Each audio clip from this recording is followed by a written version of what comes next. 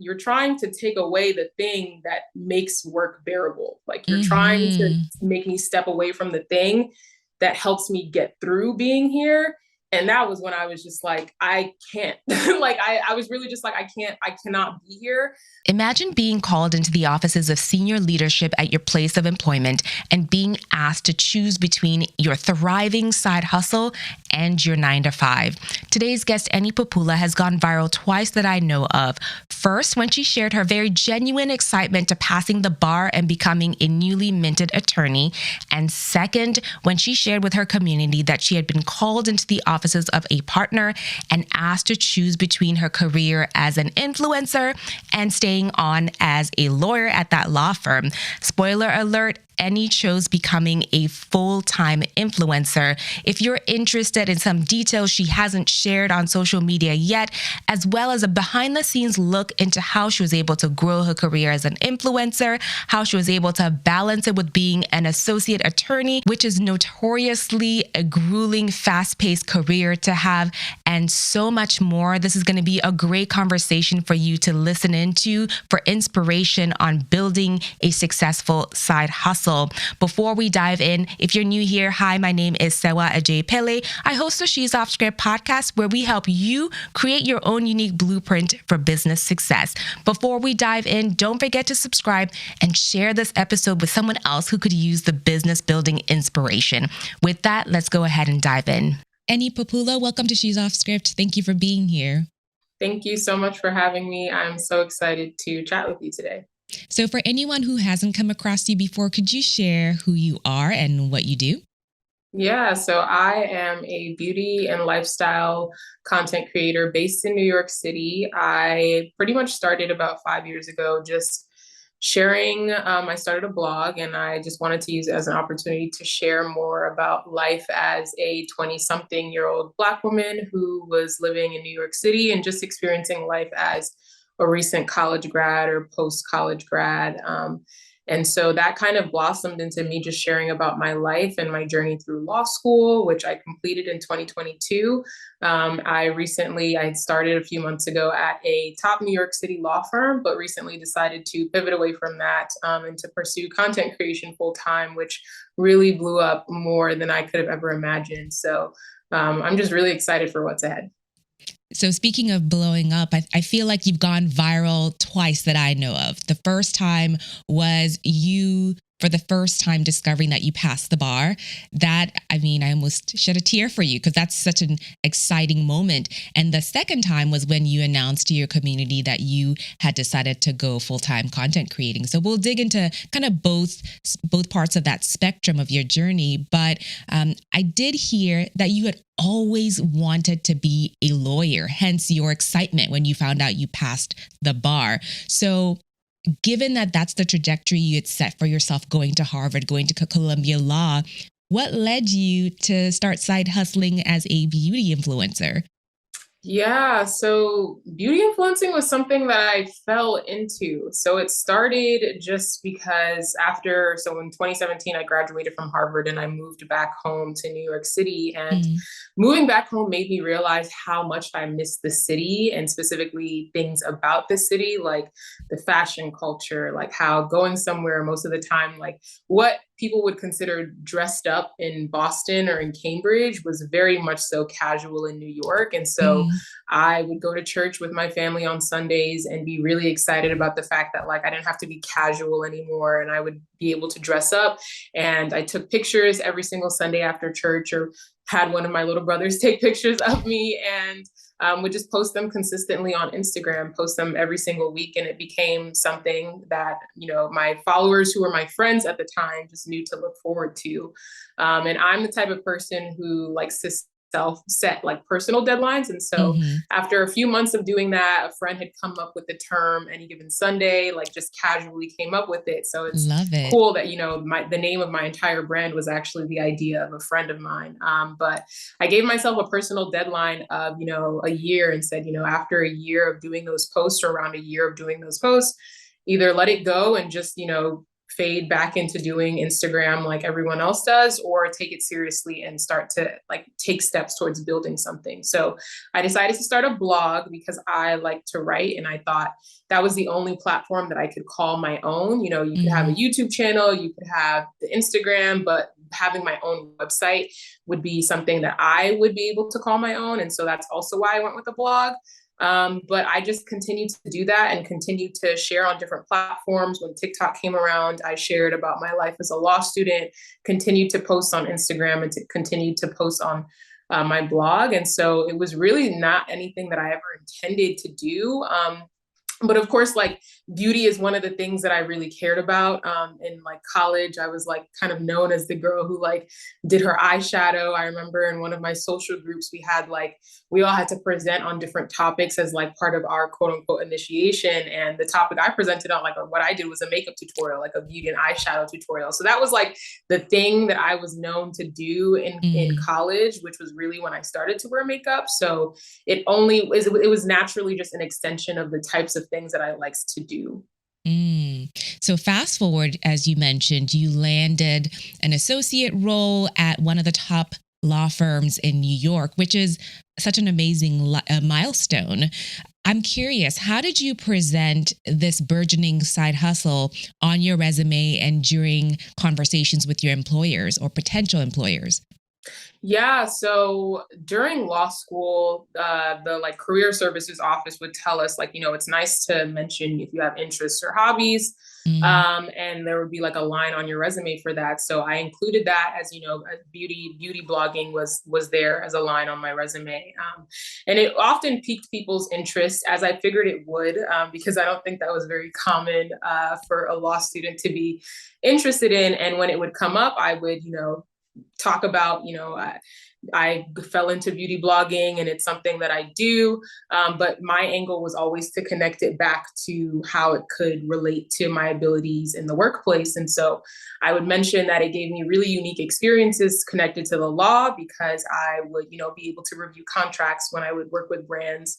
And so that was an opportunity. And then on top of that, there were a few instances where other brands or other small businesses were using my images to promote or sell their own products, and how that would be a copyright or intellectual property issue. And so hmm those were conversations that came up. And I remember at one of my summer jobs, like I brought that situation up, and they were like, draft a cease and desist, like this is a really great experience, this is a really great time to get that experience, so like go ahead. So these were the types of things that were coming up. It wouldn't be the focus.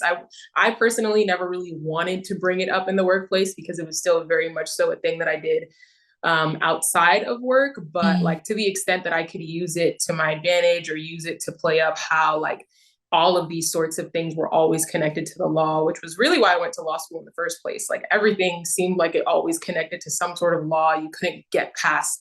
If you wanted to start something, if you wanted to continue something, if you wanted to end something, there were always laws involved. And so mm. I used it to tie in my connection to being a law student and wanting to be a lawyer. Did your colleagues ever kind of happen across your profile online and try to follow you? Because that's always a thing. People are like, nah, I just blocked my colleagues. I don't want them to know what I'm doing online. How did you address that?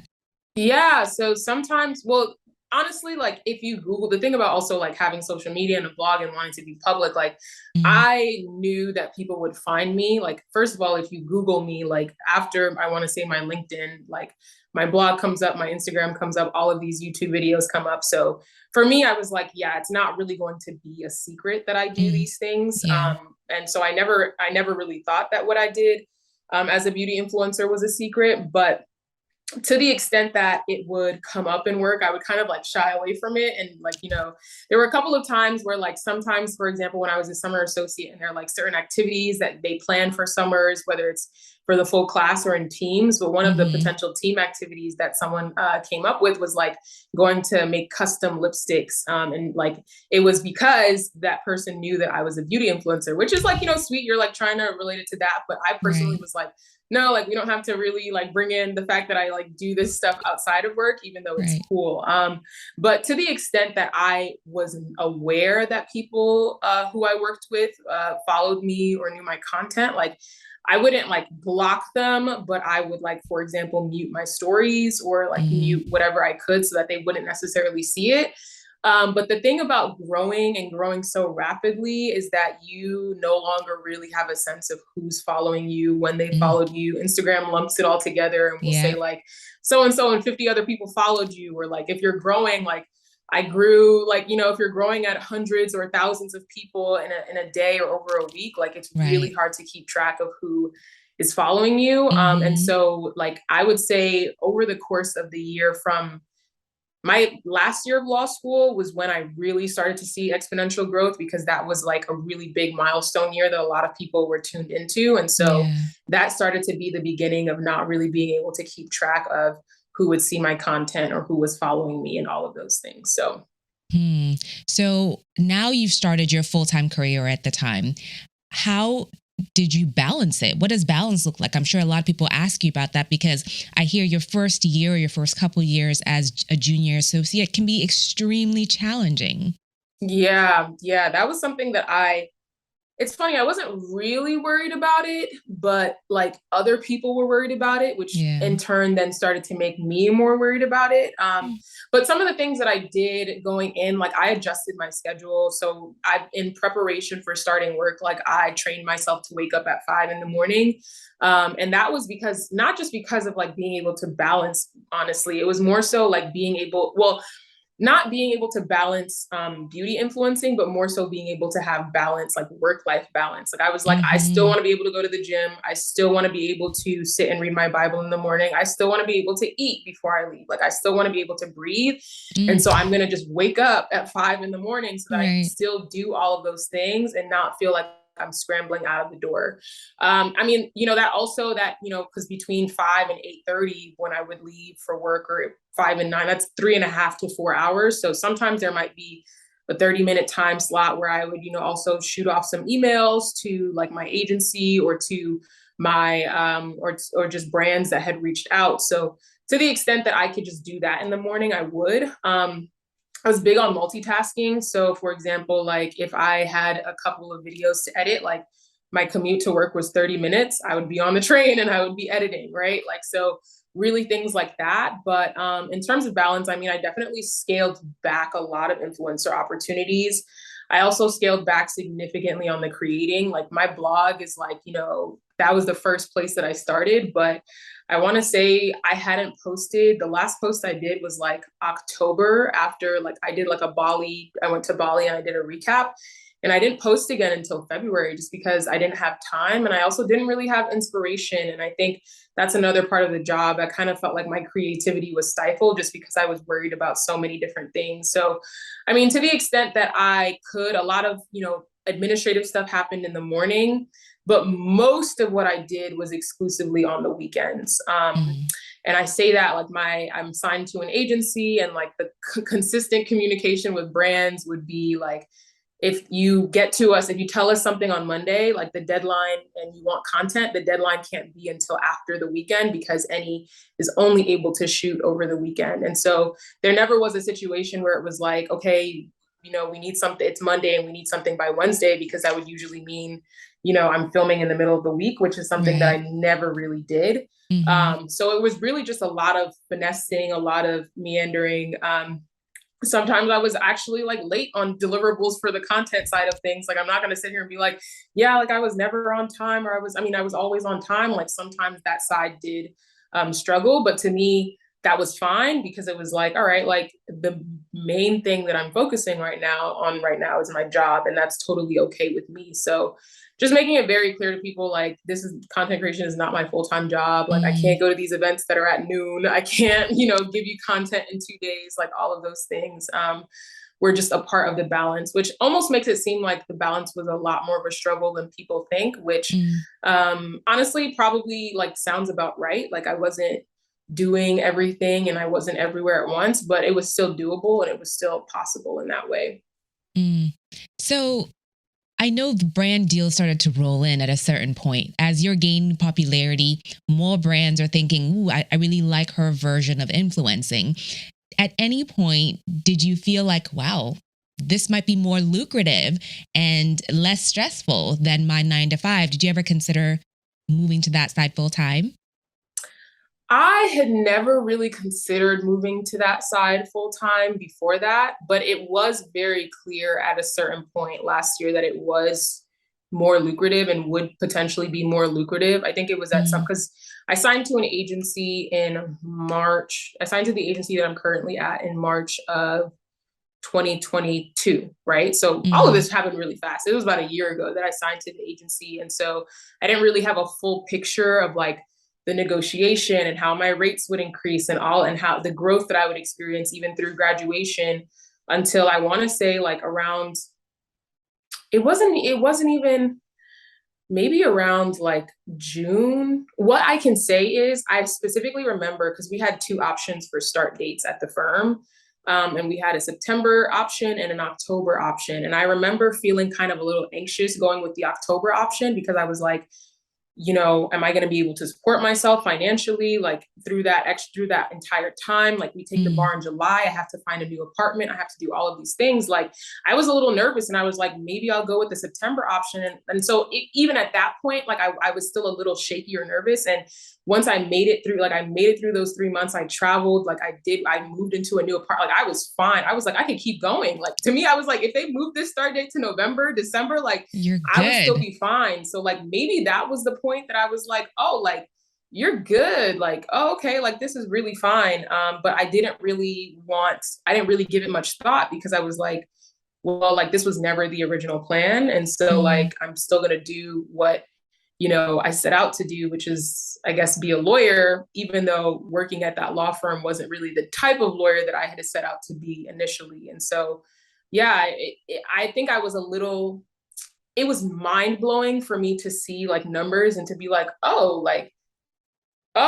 like really? Like for real? Like I'm even today, I'm shocked. I'm like, oh, like, and conversations about money and especially around content creation are so interesting because like even now I'm getting so many questions like, how are you supporting yourself? Like da da da da da. And like I'm not the type of person to be like, listen, like I'm good because like I don't that's none of your business. Like right? that's really none of your business. But even like me myself, I'm like, oh shoot, like I am more than okay. Like I am more than okay. And then even through Mm, stepping away, like there were so many opportunities that I turned down. Now I'm like, oh, like I didn't even have my full attention on content creation before, and it was already that lucrative. So mm. like, yeah, it's still the short answer is it's really still even hard for me to believe that I'm in this like position right now, but I'm grateful. Ooh, I would be more than grateful too. But so, as you shared with your audience, you were pushed to a crossroads where you had to pick between law, your 9 to 5, and content creation. So, for the benefit of the members of our audience who haven't heard that side of your story, could you share a little bit about the events that brought you to the point where you are now a full-time content creator? Yeah. So I shared in that video and like we'll share the same because it's exactly how it went down. It was like the day after my 28th birthday, which I feel like is so like symbolic to me. At least I'm gonna take it as a symbol because I'm just like, Mm, oh wow, like 28, like no time to waste. Let's go. Like let's get out of here. And I was called in for a meeting with a partner, the partner that I worked with. So like I was familiar and they were familiar with the blog that I had just because it had been something that we discussed like when I was a summer associate. It had been something that came up in conversation. So that to me is really why I was like, oh, like, this is fine as long as I don't like, parade around the office saying like, hey guys, like I don't need this job, like, hey guys, like that type of thing. And so I was called in and essentially, uh the my blog was brought up. It was a pretty serious meeting, like door closed and everything. mm, Pretty scary meeting, honestly, for me because I had no clue what I was walking into, and I essentially was told that it came to their attention and through someone else at another firm who then like saw it because everyone, I guess, you can't really control who sees your TikTok before you mm, page the algorithm. Like you really never know who it'll reach. And that they contacted someone that they knew at the firm just to kind of be like, like, huh, like how's she able to do this while at like the firm? And then that person looked through it and then sent it to the partner that I was meeting with. And they looked through the TikTok, Instagram, all that stuff, and was like, you're making money off of this, like, and that like goes against, like, we have a policy on outside of work activities that says that you cannot like accept any work, legal or non-legal. And that is the language of the policy. Like, you cannot accept work. And like, the policy that I acknowledged, and like, admittedly, it's like, I might've read it and then like, but you also don't really have a choice. And like in those situations, it's kind of like, the thing that's funny about it is I didn't view content creation as work per se. And so even then it wouldn't have really rang a bell as like, you're working, like you are working. Right. But anyways, that conversation that was brought up, and there were also some other things in the conversation that were brought up that I didn't share publicly, that suggested, because the first question is like, okay, well, if I stop doing the paid sponsorships, like, is the issue taken care of? But there were other parts of the conversation that I won't get into that just left me feeling like it wasn't just about the moonlighting policy, and it was about the social media presence in general. And that like, even if I had stopped taking the paid partnerships, like it really wouldn't, like, it wasn't something that the firm would vibe with. And so that was really, I knew immediately in that meeting, like my first thought was like, I have to leave. I need to get out of here. And the reason I felt that way was because the way I had viewed like the creation and beauty influencing and blogging, was just as I said it. Like I didn't view it as work. That was always my outlet. That was always my, like, I need some creative passion to get me through what I'm doing in law school, to get me through what I'm doing at the firm. And so like to that, it's funny because it's like, I would, this is something that I would do for no money. Like, and everyone in my family who knows me says it, like, you didn't do this, you didn't set out to do this. You do it because like you're extra, you do it because like, this is who you are. Right. And so it's funny because it's like, but then take away the money, and it wasn't even about the money. It's like, you're trying to take away the thing that makes work bearable. Like you're trying to make me step away from the thing that helps me get through being here. And that was when I was just like, I can't, like, I was really just like, I cannot be here. I literally like envisioned myself, had I made the alternate decision to stay, like I would be absolutely miserable. Like I probably would be crying every single day. I would just have been really unhappy. And so besides the fact that like finances were fine and like I could afford to walk away, it was really more so of a like, this is like my creativity. Like, this is something that makes me happy in a way that I wouldn't have guessed. And when rubber met the road, it was like, all right, like I don't need this. Like I could step away. I absolutely don't have to be here. So that was a lot of my own thoughts and feelings interjected into that. But the whole entire story is I was, there was a policy that limited outside of work activities, and accepting paid partnerships with brands was contrary to that policy. And so I had to make a decision because of that. And I was told, you cannot do both. Like, there is a policy that, or there is a part of the policy that, says like you can, ask for permission, but that policy really left it way too much up to the firm. And I also was told that beauty influencing wasn't really the type of thing that they make exceptions for. Those are things I didn't include in the video. So like, whatever, you're getting a little bit, but there was a lot more. And I say that because there was so much discourse and conversation that I did not expect. But I also didn't give the full picture of why, like, I absolutely knew I could not stay there. But that's just to give you a sense of like the situation. Reading in between the lines, I absolutely understand the decision to leave, because even if this is a temporary, leaving, stepping away from law, that particular law firm, the environment just sounds a little soul crushing, right? Yeah. Not to lump all 9-to-5s into that bucket, because that's absolutely not the case. But now you're in a transition period. Quite frankly, it's been less than a month, I think, since you stepped away from that law firm. Yeah. And in many ways, you're kind of mourning something that was almost the pinnacle of what you were striving for. So what is this transition period looking like for you? Yeah. So, I mean, on a content creation side, I've sort of like hit the ground running. And that really was sparked by my desire to, I think a lot of people, like, I remember there being a time where they were like, do you want to take a break? We can push these deadlines, this, that, and the third. And I was just like, no, like, well, the whole reason I left was so that I could be able to do these things. And like, I want to be able to maintain relationships with the brands. I want to be able to, maybe there were definitely brands were definitely understanding. And so like, if I wanted to push, I could, but for me, it was just like, well, no, like, if now, like, if the issue was this is what I was doing outside of work and now I have the full time and ability to do it, like, I'm going to do it. Like, now I'm really going to do it. But yeah, this is very much so a period of transition. It hasn't been a month yet. And, besides the fact that I feel like I've hit the ground running, I've also like been able to pause and well, first of all, in the aftermath of that viral video, so many people have reached out. And so what felt like mourning the loss of something as I filmed it and shared it, really now just feels like the birth of so many new opportunities that I would not have known were available otherwise. Because in law school, there's very much so like the narrative, it's like big law or bust. Like, if you don't start your career here, where are you going to start your career? No one else is going to take someone fresh out of law school. You have no experience, et cetera, et cetera. Which now I'm realizing, I'm like, well, like, to have experience, I just have to get the experience. So somehow, some way, someone is going to have an opportunity. And there was someone on TikTok who like left a comment when I was talking about this, and they were like, it needs to be studied how these organizations and, corporate places have the ability to make very highly talented and qualified people, make them feel like they are nothing without them.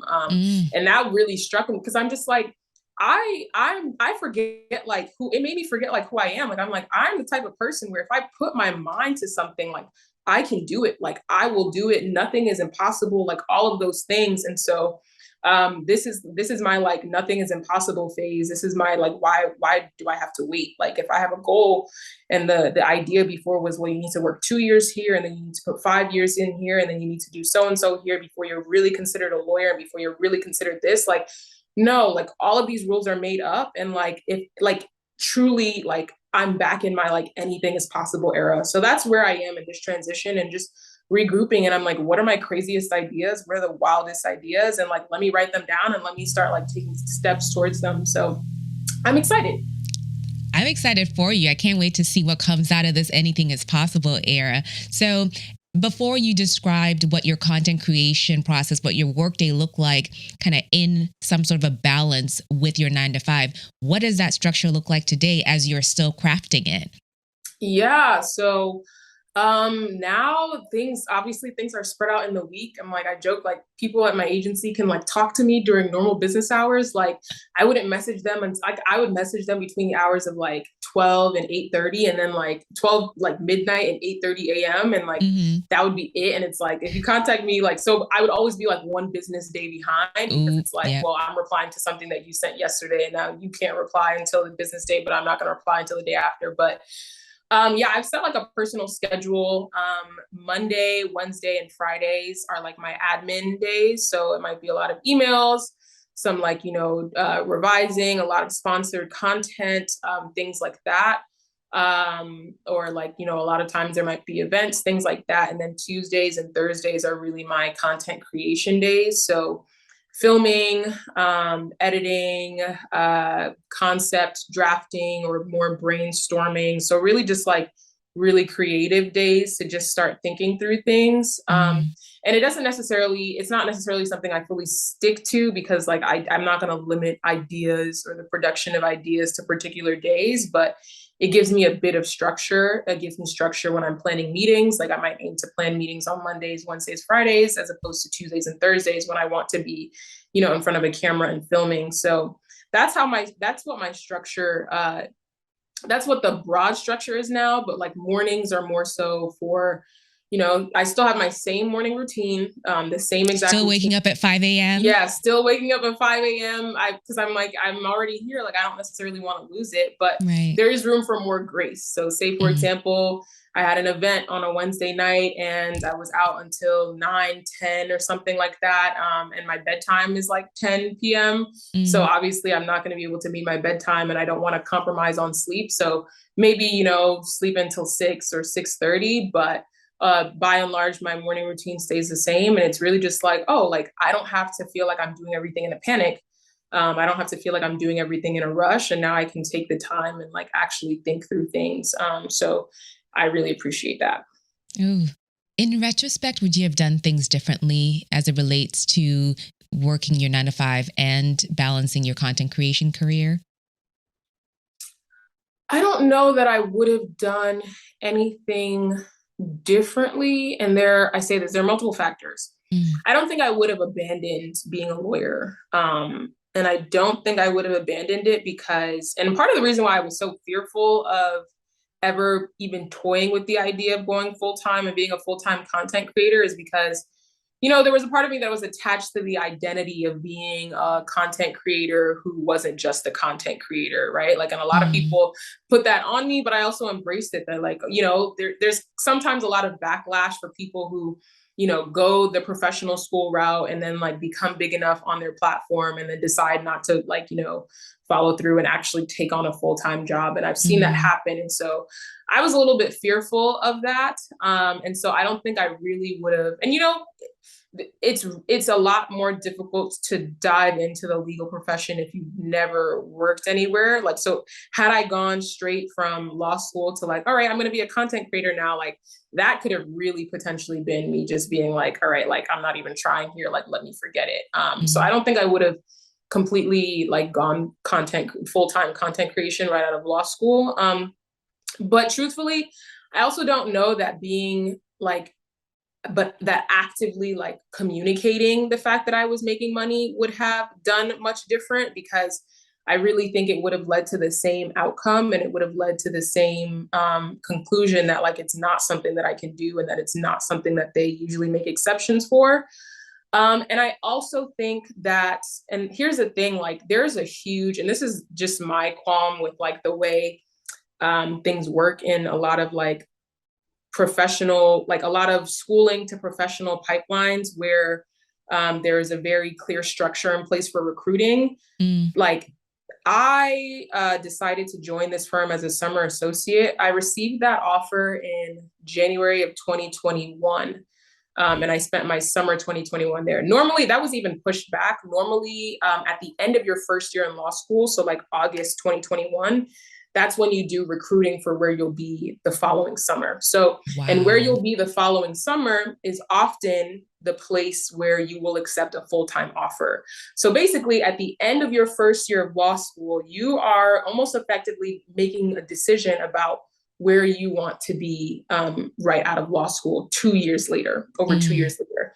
But for me, it was 1.5 because COVID pushed our timeline a little bit back. But still, January 2021, I'm accepting, a summer position at a firm that I accepted a full-time position at after. Where I was in January 2021 as a content creator is way different from where I was when I started, and from when I mm, got an offer even in August of 2022, and from where I was, I mean, when I got an offer in August 2021, and August 2021 is very different from where I was when I started at the firm October 2022. Like mm. So it I, truly was like that girl's little blog at that time, and they yes, felt like it was a non-issue. Whereas today, you blew up. So now yeah, you are an entity in yourself. yeah. Now it's like, this is a business. Like you Mm, are not just like doing this. And that's fair. Like it was a yeah. line on my resume as an interest and hobby. And there were so many people who would tell me like, girl, you have like, that's a second full-time job. Like you have two jobs. Like you have, and I'd be like, no, no, no. Like, no, it's just for fun, because it was like, I was still Mm, just doing it for fun. But the information that I had when I like thought I would pursue the law firm on the content creation side, like was so much had changed in those 2 years that I could have never anticipated. And so even in that regard, like if I could go back in time, I wouldn't do anything differently, because I would have never known that like, oh, like you're going to be able to support yourself. You're going to be able to work with brands like on a huge level. Like you're going to be signing year-long contracts and things like that. So I would have never been able to predict that. So I don't necessarily know that I would have done anything differently with the firm, but if I had the information that I had today, I would have had a lot more fun with my law school experience. Like I would have been like, how, like, I would have operated as if I don't need to work at the law firm, and that I could create opportunities for myself. And so one of the things that I wish my law school had more of was just a little bit more on entrepreneurship in the law, right? Like, what does that look like? Who are the people who are in entrepreneurship now? What are their paths? mm, And I would have been a little bit more reluctant to jump into the traditional path of working at a law firm, because I would have been like, hey, no, I can do something a little bit different. So that Mm, might have been the only thing I would have done, but I would have had to have the knowledge of where I am now before. in order to do that. So maybe some advice for any people who are pursuing a professional track. How would you advise them to select a track that allows them to also continue to have that creative outlet? Yeah, I think in a lot of ways. I mean, I'm going to be blunt. I haven't worked at every like big corporate law firm to be able to generalize, but my impression or understanding is just based off of the culture. And I was a sociology major in college, so I'm like, big on like the sociology of workplaces and the culture. Like based on the culture, like even if you have other pursuits and even if they are accepting of other pursuits, these are the types of places where I don't know if you'll ever know really if you'll be accepted, right? Mm, Because say even in my situation, right, say that they were like, okay, it's fine as long as it doesn't interfere with your work, which it really wasn't. But even then it's like, well, then there's still an opportunity for someone to create the idea in their head that it is interfering with your work. So office if politics. exactly, so if I make a mistake on something or if I need a little extra time on something, even if it has nothing to do with the thing that I'm doing, I can't control their thoughts of me, and I can't control whether or not they're thinking, oh, she probably didn't get to finish this because she was doing whatever she was doing on social media, or she probably didn't catch this mistake because she's too worried about doing her little makeup videos, like things like that. That even if the place is like okay with it, there's nothing protecting me as a Black woman from someone still using that against me in some unofficial way, shape, or form. And so Mm, that was also another huge part of why like I felt like I had to leave, because I was like, well, even like I was like, well, now it's kind of like it's been tainted. Like now I'm like, mm, I'm paranoid about people looking at my page and making judgments or passing judgment on maybe me going to a birthday dinner on the weekend, which like I should be able to do, but like now I can't, question mark, or shouldn't have time to do.